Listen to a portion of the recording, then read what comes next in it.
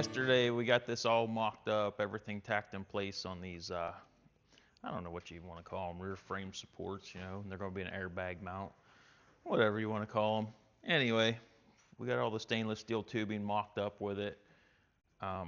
Everything just kind of tacked in place. And so now we got to go back before we do any more welding on this thing, is we got to make sure this thing's squared up, or as close as possible.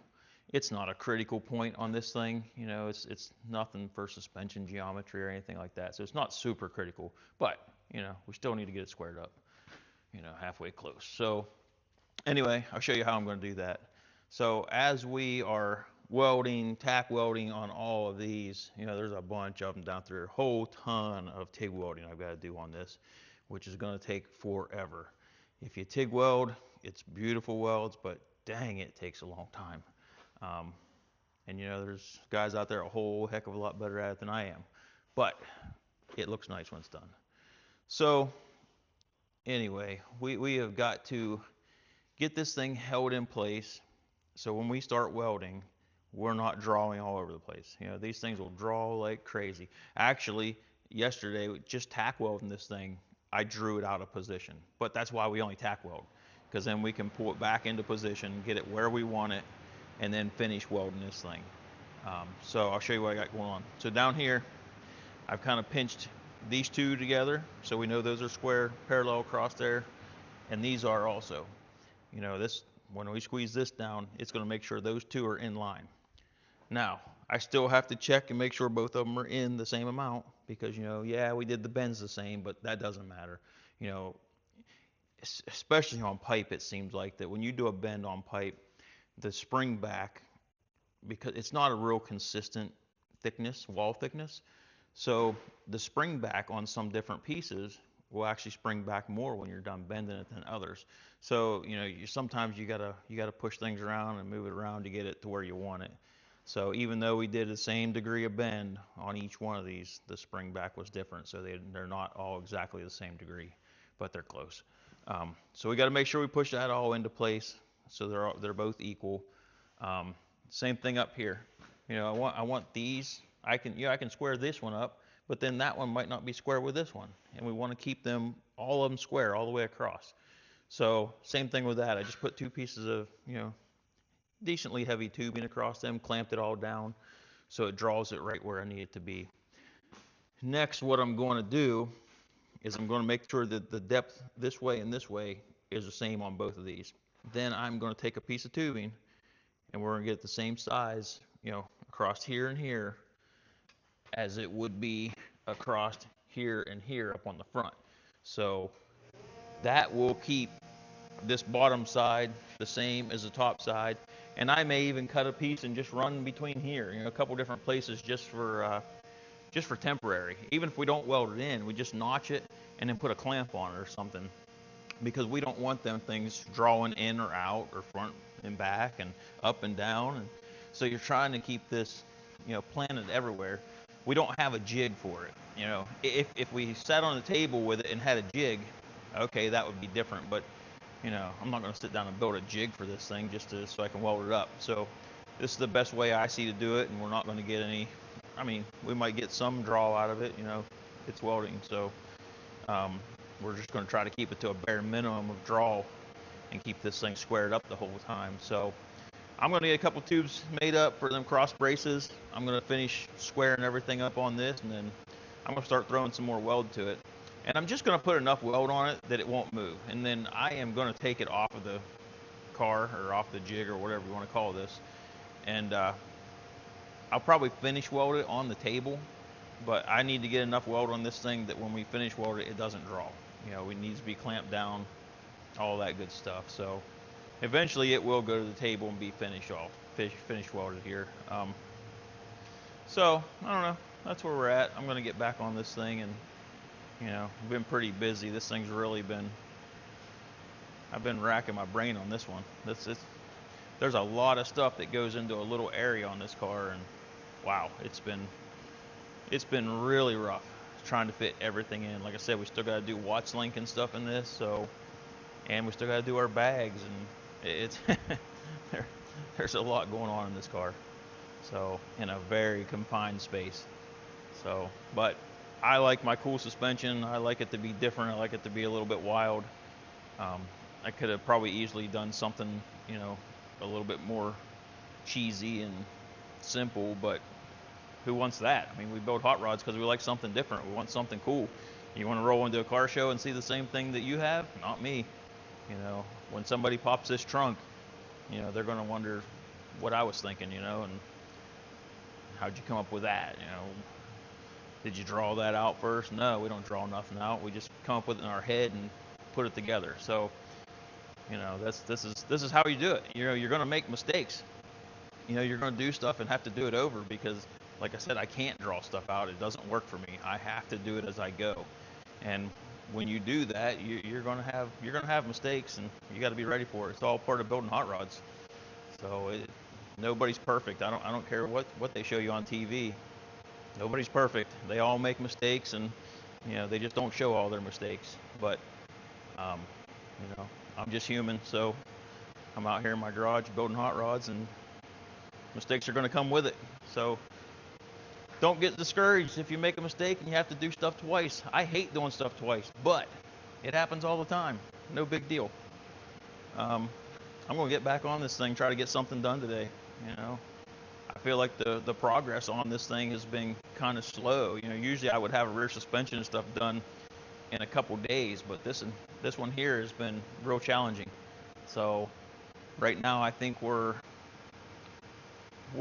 probably 2 weeks in right now on this build. You know, obviously the video doesn't show that, but that's where we're at. We're about 2 weeks in on this thing. So, and like I said, normally it would be not near that much time. I could probably do a typical suspension in a weekend easily. So anyway, I'm gonna get back on it. Keep you updated.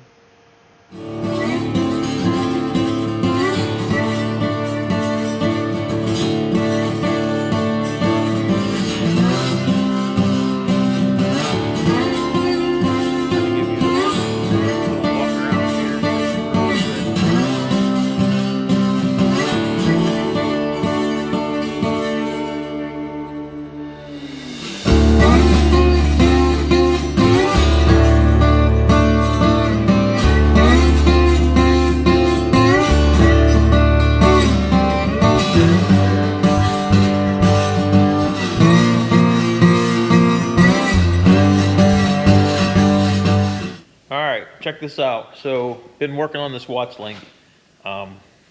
Really cool. You know, I think it's going to come out very good. Once again, stainless steel. Go figure.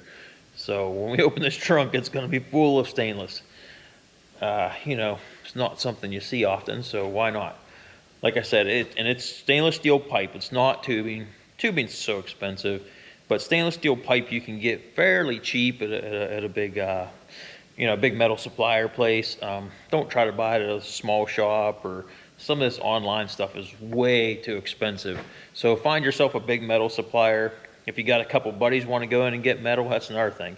You know, find a big supplier. The more you buy, the cheaper it gets.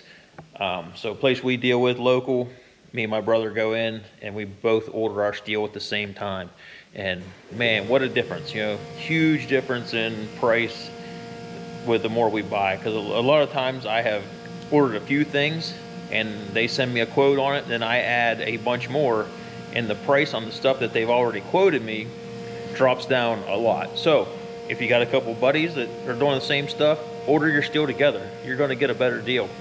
And don't do the small places. The stuff that's advertised online a lot of times is they're 2, 3, 4 times the money. We've bought a bunch of stainless sheets, and the one place that is local, and it's a big metal place, you know, not mentioning any names, but man, they were almost double per stainless steel sheet as the place I get it from. So check around, you know, don't just try to go with a place because you've seen it online. You know, a lot of times your major steel, you know, suppliers are a lot cheaper, and they've got nice quality stuff. So anyway, back to our watch link. You know, stainless steel, got it kind of mocked up here. I'll show you what I got going on. So here's our watts. You know, this is longer than what it's going to be right now. I'm going to shorten these down wherever I want them. I think it's probably going to be shortened down to about here, but our watts is going to be this way, this way. I was going to go straight up and down with this, but the length going from here over there was going to be kind of short. And with air ride, you got to watch how sharp your angles get on up and down. So to get past that, what I did was come out, and I think it'll look cool too, but we come out here, so now I'm going to go from here all the way over to here. Now our length is so much longer than it would be just from here to here. So adds about 4 inches to our length, which is great. You know, the longer the length, the better off you are. Less chance of binding, less chance of getting funny angles on the thing up and down. But you know, so a little different. But if you can see here, slide on here. There you go. You can see a little better there. So see how we've got this tube in here. Now it's just tacked in place, it's just mocked up. You know, I just hand notched that to go and fit nice and tight around that pumpkin. You know, that rear end is kind of odd shaped right there where we had to put this, so I just hand fit it. You know, so it fit really nice, and it's tacked in place now. And then what we'll do is we're gonna come off here with another piece of tube. When I make sure this is where we want it, we'll come off here with another piece of tube and we'll tie it into there. Come off another piece of tube here and tie it into there. That'll be supported very good when we're done. You know, right now it's just in mock-up stages, so you know, no supports in. And I think what we're going to do on these is we're going to, let me see, when these are done, we're going to be pulling off of about here. So to try to make this thing have a little more design to it, this is a little too much angle, but this is kind of what I'm thinking, is to maybe put something here, and then also something kind of through there. So it'll give it a pretty cool design, and it'll be a lot stronger also. You know, it'll be support and it'll look nice. You know, and there's a couple different ways I'm thinking about, but that's just one of them. If you know, I'll check it out. I'll probably make some mock-up pieces and see what I like the best. But you know, as of right now, that's where we're at. Actually, I got to get some links and stuff made up. I've got to decide how I want to mount, you know, my links to this.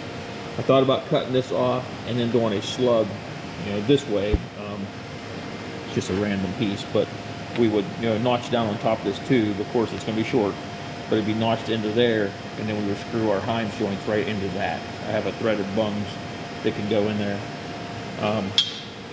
That's one thought process I was having, but you know, whatever looks cool and works. You know, that's where we're going with it. It's got to look cool. Who wants a hot rod that doesn't look cool? You know, and who wants a hot rod that looks like everybody else's? So when you pop the trunk on this one, it won't look like anybody else's, and that's how I like it.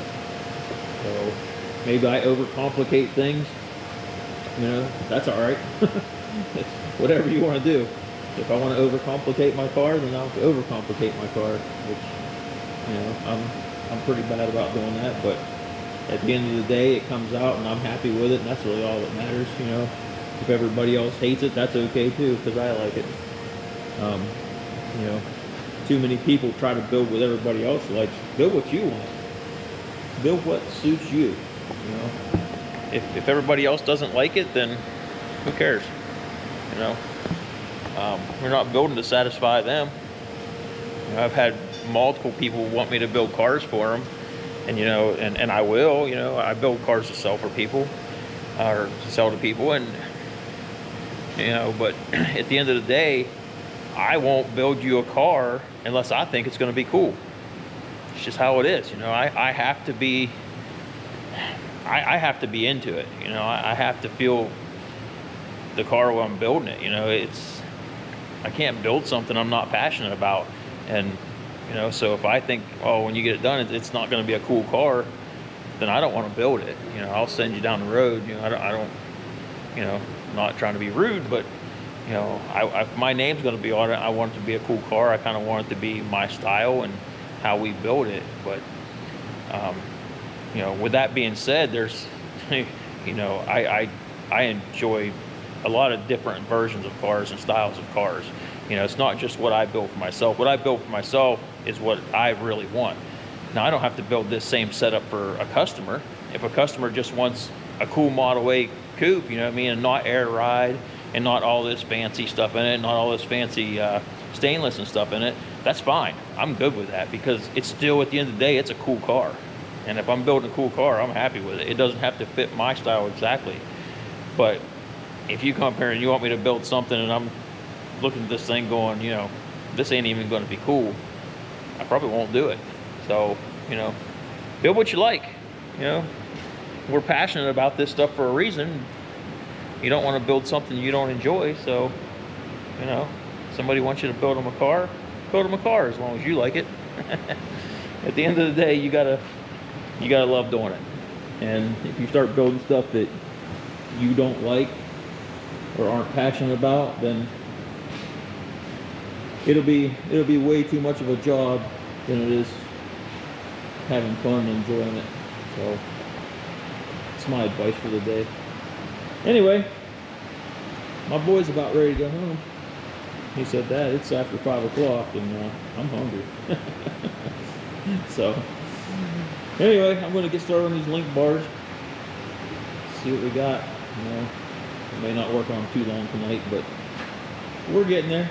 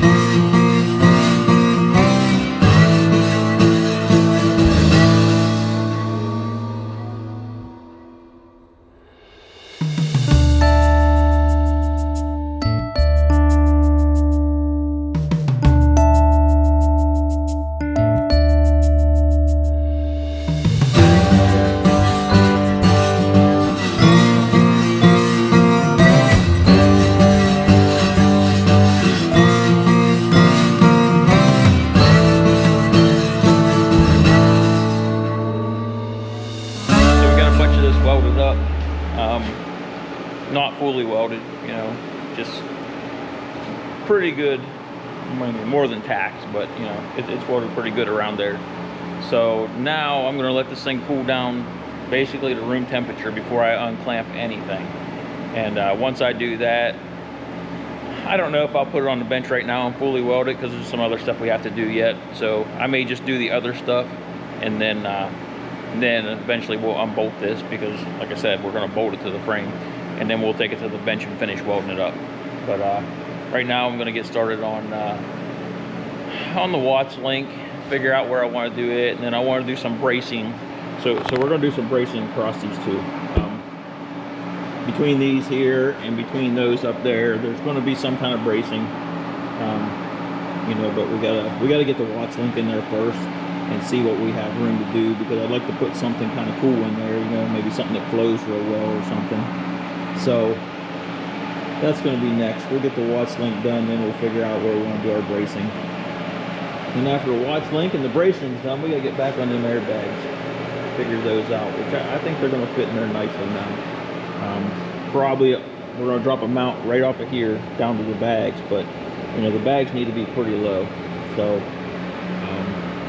they don't need much travel because of the leverage ratio that we have on these arms and on the bags. The bags are only going to have to travel probably 2 to 3 inches most, and then that'll move this axle probably 6 or 8. So,